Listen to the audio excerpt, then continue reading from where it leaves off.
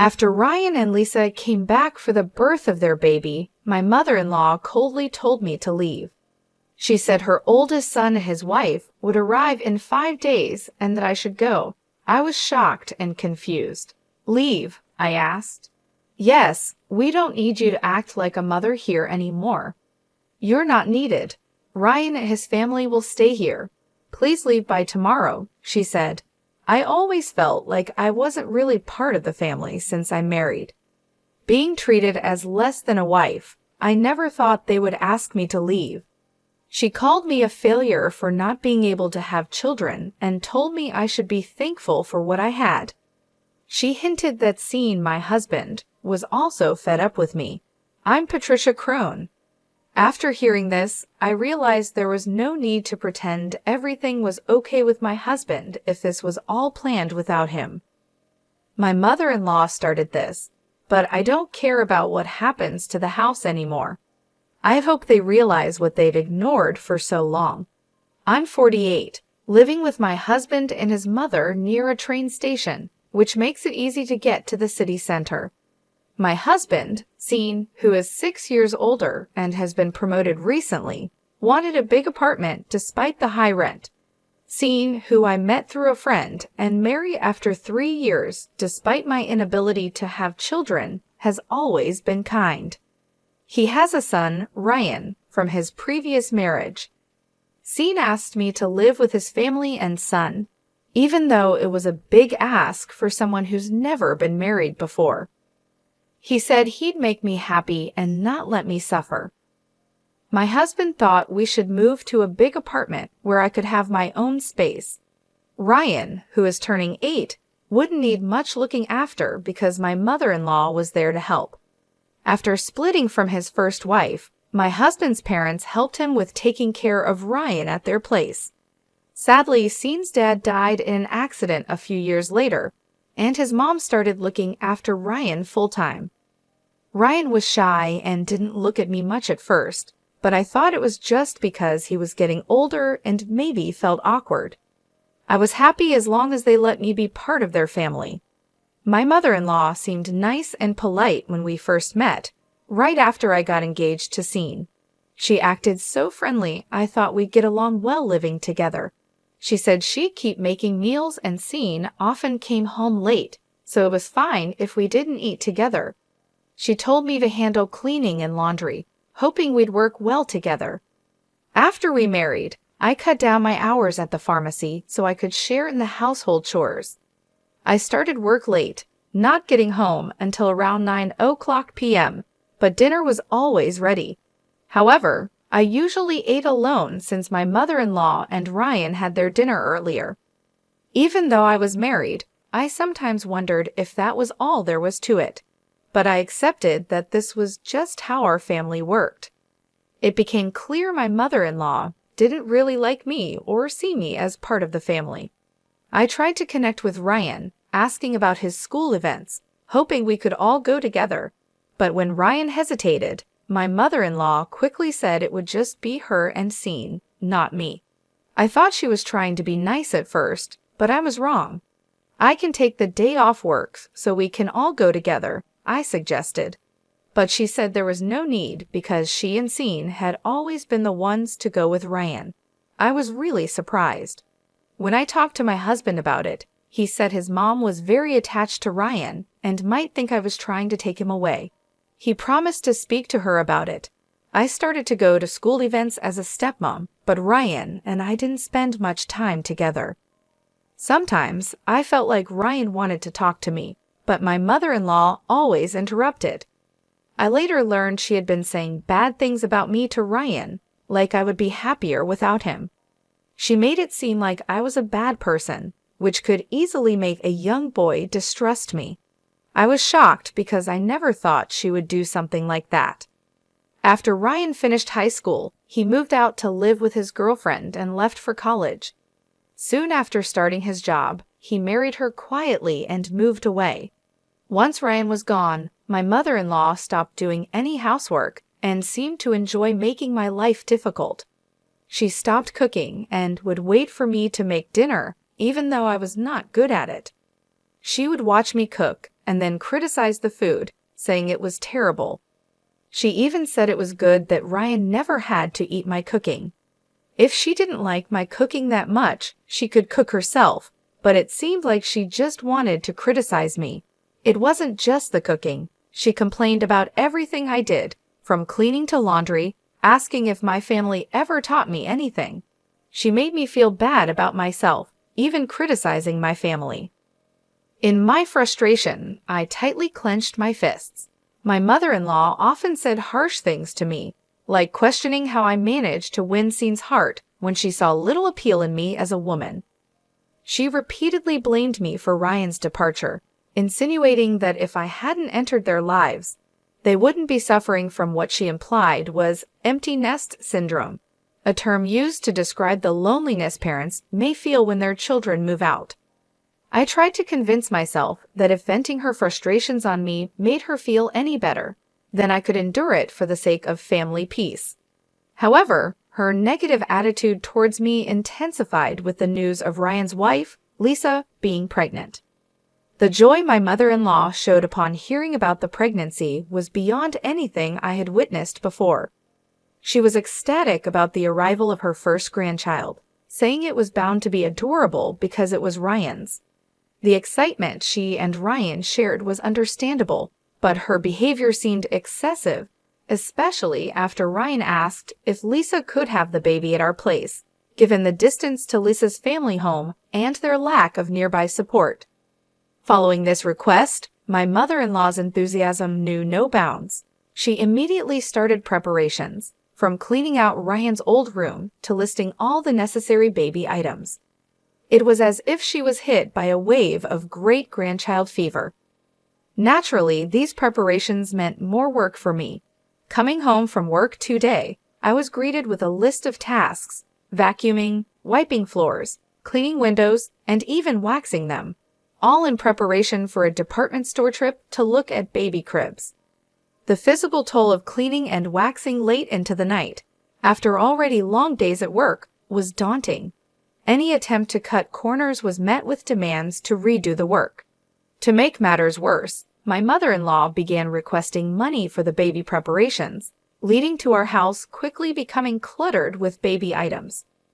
When I suggested that it might be excessive to prepare so much before Lisa and Ryan's arrival, and that perhaps we should wait to choose items with them, my mother-in-law accused me of being cold and uncaring. She pointed out that I wasn't related to Ryan by blood, as if that explained my supposed lack of interest. I tried to argue that it wasn't about not caring, but rather thinking that Lisa might want to be involved in selecting items for her baby. Yet my words fell on deaf ears. My mother-in-law's harsh judgment stung deeply. The accusation that I didn't care about Scene's grandchild was unfair. My intention was to respect Lisa's role as the mother and include her in the preparations, a sentiment that seemed lost on my mother-in-law. This ongoing conflict, marked by accusations and misunderstandings, only deepened the divide between us, making an already challenging situation even more difficult to navigate. I tried to make a fair point, but my mother-in-law looked at me with a sharp glare. I realized I might have been too blunt, and she left the room upset without saying anything. I thought about what happened, but I was also surprised by the way she spoke about the situation. The next day, she stayed in her room, probably still mad. Scene was leaving for a business trip and just shouted his goodbye through her door, telling me not to dampen her excitement about the grandchild since she's been different after Ryan moved out.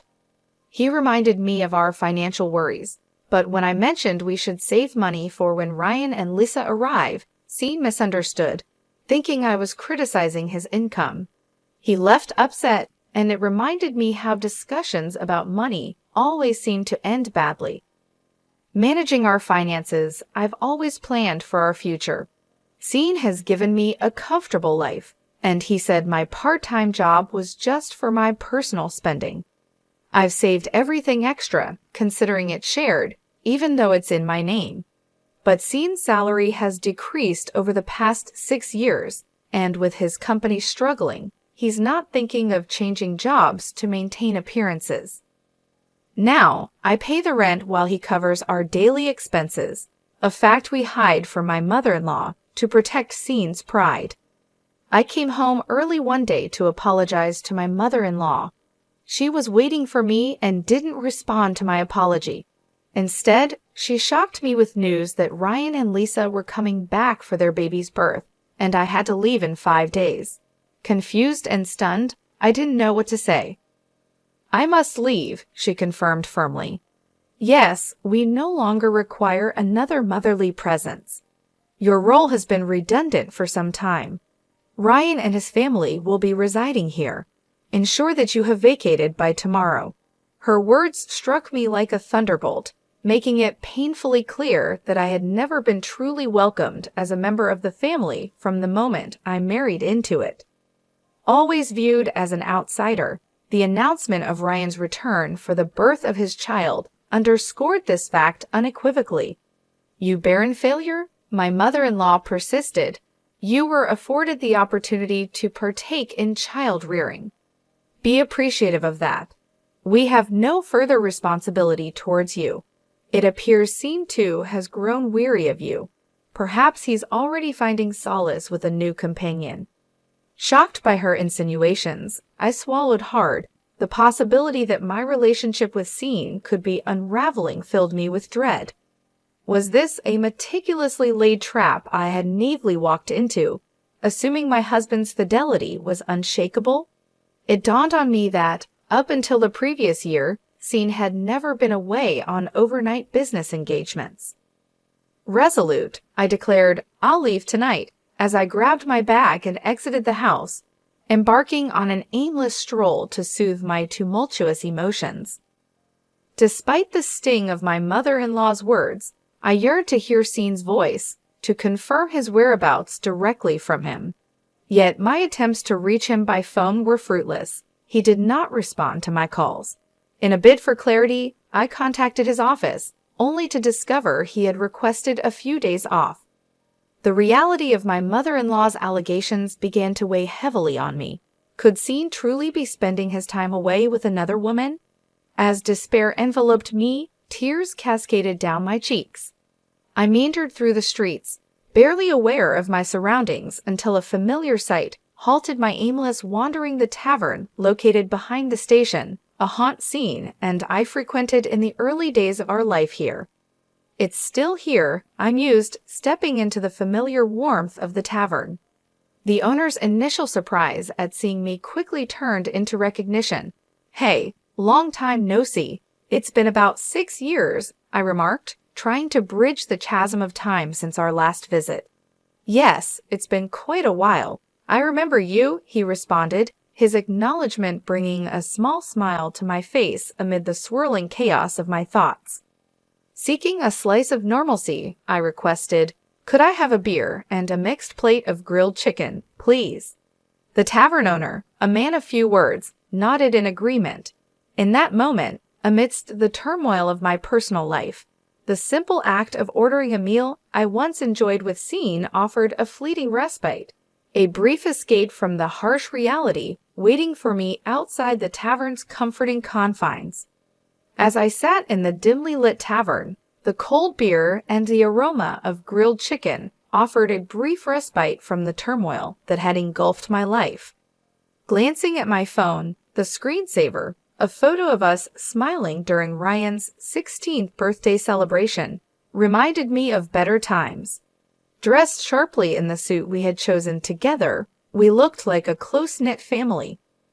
I longed for those days, the simplicity of our relationships before the chasms had widened. The beer seemed to carry away the day's tension, prompting a contemplation of the immediate future. Should I leave tomorrow as demanded?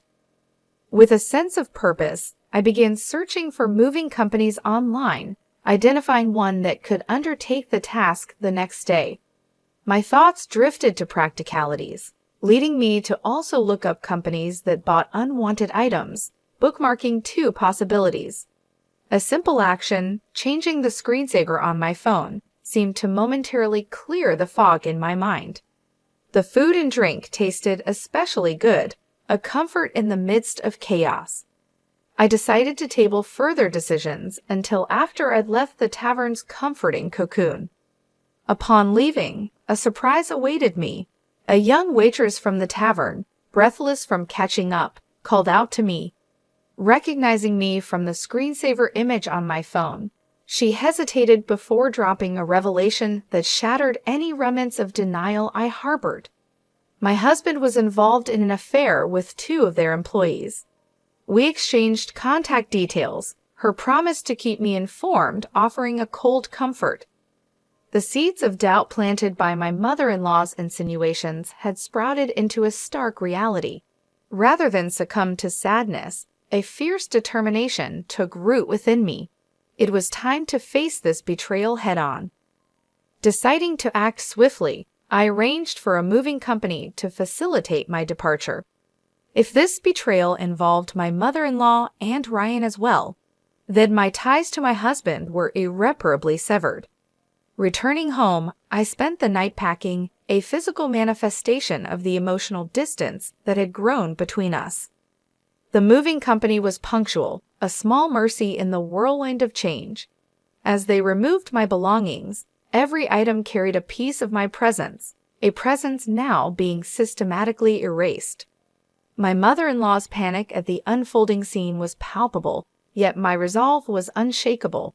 I'm taking everything I've bought.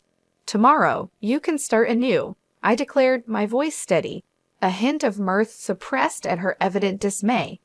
Her protests fell on deaf ears as I directed the movers to continue. She complained loudly, but her words were powerless to alter the course of events. The house was stripped bare of my influence, leaving only the baby items and her ancient dresser as silent witnesses to the end of an era. Well then, I bid you farewell, I said, my parting words marking the closure of this chapter of my life. There should be no trace of me left, so enjoy your life with Sean, Ryan, and his family. Leaving her in stunned silence, I placed the keys on the table and exited, the finality of the gesture not lost on me. The movers stored my belongings temporarily, offering a brief pause in the rush of change. I decided to stay with a colleague, a single beacon of stability in the turmoil. That night, as I lay in a borrowed bed, a sense of completion washed over me. For the first time in a long while, I slept soundly, my dreams free from the shadows that had loomed so large. A week later, the distance from those tumultuous events afforded me a clearer perspective. The steps I had taken, though drastic, were necessary. In that decisive act of leaving, I had reclaimed a part of myself, stepping into an uncertain yet hopeful future. After a while, I finally got a call from my husband. I was already wondering if he was involved in something with another woman. During this time, the young waitress from the tavern reached out to me with a message. She had taken a photo of my husband talking to another woman, not exactly young, at the tavern. It seemed like she wanted to do the right thing by sending me this after following them when they left the tavern. She also sent a photo of them going into a hotel. Seeing this, I felt any love I still had for my husband disappear. I got the woman's name from the waitress and found out where she lived. Armed with all this evidence, my husband called me. "Patricia, where are you? Ryan and his family are here. Aren't you coming back soon?" I told him no, I wasn't coming back because his mom had kicked me out and now Ryan and his family were moving in. It seemed Ryan and his family were struggling financially, bouncing between jobs and now working part-time. My husband tried to convince me to return, saying he missed me. But I told him I was fine and didn't need to worry about me. I mentioned how his mom and Ryan didn't like me and probably preferred having the place to themselves. My comment made my husband silent. He knew his family didn't accept me, but he had ignored it. He said he had something important to say and would come back to talk. A few days later, I visited the house for the first time in a while. There were new furniture and appliances. Ryan and Lisa barely acknowledged me, just nodding without getting up from the sofa. As I sat down, my mother-in-law stared at me fiercely, making the air heavy with tension. Ryan then accused me of taking everything from the house, asking how I could do such a thing when his dad had been supporting me. I explained calmly that I took everything because I had paid for it. I just did what you wanted by removing all my stuff, I said. You must think it's crazy, believing I couldn't possibly afford all those things with just a part-time job at the pharmacy, my husband remarked, looking a bit puzzled. Then he seemed to accept the situation, saying that we had been managing with both our incomes for a while. But then I had to explain further that Sean's job wasn't doing well, and his pay had decreased a lot. For the last 6 years, I've been the one filling in the financial gaps, and now I'm even paying our rent. My mother-in-law was surprised to hear this and looked at my husband. I clarified, I'm not just working part-time. As a pharmacist, I actually earn quite well, now even more than Sean. At this, my husband avoided my gaze, and my mother-in-law didn't know where to look. I then told Ryan that he would need to start paying the rent if he was going to live here. After all the support you've received, it's time you took care of things, I said. Ryan was shocked when I mentioned the rent was $7,500. Good luck, I added, telling him I no longer had any responsibilities here since my role seemed to be over. Ryan couldn't believe it, and Lisa was upset, asking, were we not supposed to live here for free? The thought of them covering rent and other costs seemed to surprise them. I couldn't help but almost laugh, suggesting they could always find a cheaper place since Sean still had a decent income. This seemed to calm Lisa a bit until I hinted about leaving Sean, especially with his new situation involving another woman. That's when Lisa broke down crying, and my husband was confused, asking what she meant. Lisa explained that she had heard about the other woman from his mother. It seemed like it was time for me to end my role as a wife as well.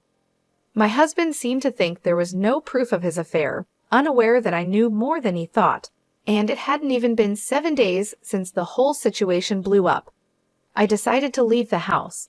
Mentioning Sandra's name made my husband realize I knew everything. He looked defeated, understanding this wasn't the right time for a divorce discussion.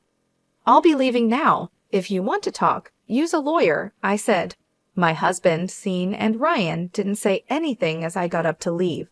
My mother-in-law stood up too, angrily blaming me for everything wrong in the house. I responded, frustrated, reminding her that she was the one who told me to leave and mentioned Sean's affair. She had been meddling too much. I wished I had been firmer about my relationship with Ryan, not letting her get in the way. Ryan has nothing to do with this. Sean, you should be there for him, she said, confusingly trying to shift blame. If she hadn't brought Ryan back or hinted at Sean's affair, I would still be supporting Sean and this house. It was always her causing trouble. As I left the room, my mother-in-law was silent and shaking with anger. After that, Sean agreed to the divorce without much resistance. The evidence of his affair was undeniable. They soon started moving out, and Ryan and Lisa returned to their own place, leaving my mother-in-law alone. Sean thought about remarrying, but Sandra, his new partner, was upset about the alimony and didn't want to live with his mother. There were talks of placing my mother-in-law in a care facility, which felt sad considering everything she did for her family.